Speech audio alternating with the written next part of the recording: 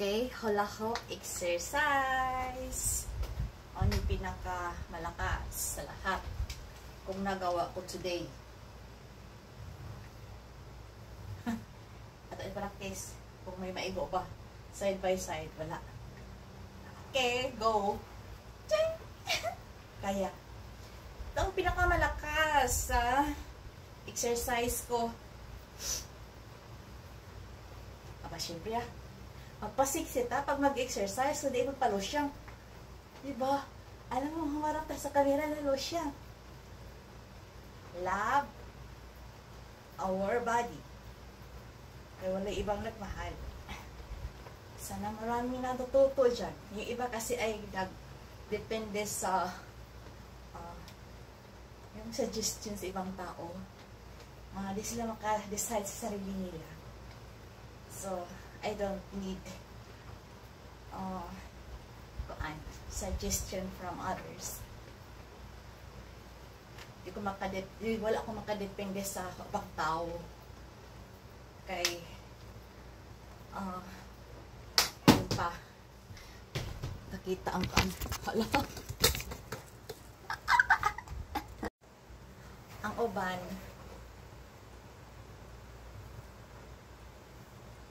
yan. Go.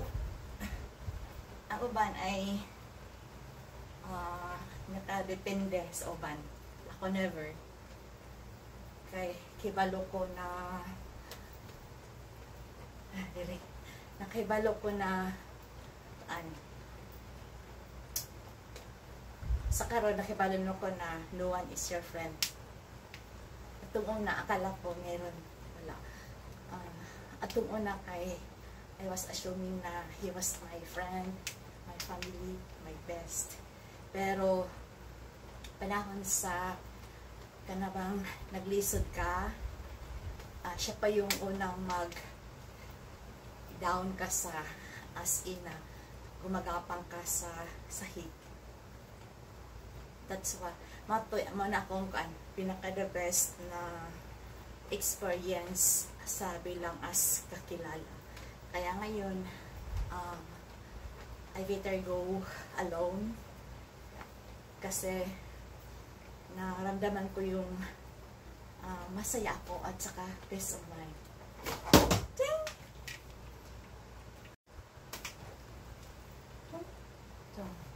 So, focus lang tayo sa atong sarili, paano ayusin mula ulo hanggang paa. Kasi pag magkaedad ka na, sa ganitong edad, kailangan mo ng serious talaga na seryoso ka sa life. Labi nang may sakit ka. May sakit ka, diabetes, high blood. So, focus talaga sa kay lawas, paano mo ikuan. Kung saan ba pag so, ayuhon ba pag fix. Kaon ka dahang gulay, number 1. Tapos, maging kontento ka.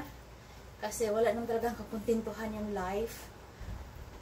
Man ako natutunan katong una. Akala ko ay may pera ka, masaya ka. So, dili day ang pera po nakadepende sa kasiyahan. Yun lang. Pero, mas nindot siya daghang kwarta kay you can travel around the world. Diba? Additional happiness ang pera. Sana ay ugma. Sunod si Mana mo daw kong luto. Kay ang luto dire every Saturday lang. Stop mo na. Kay taas na ang boy.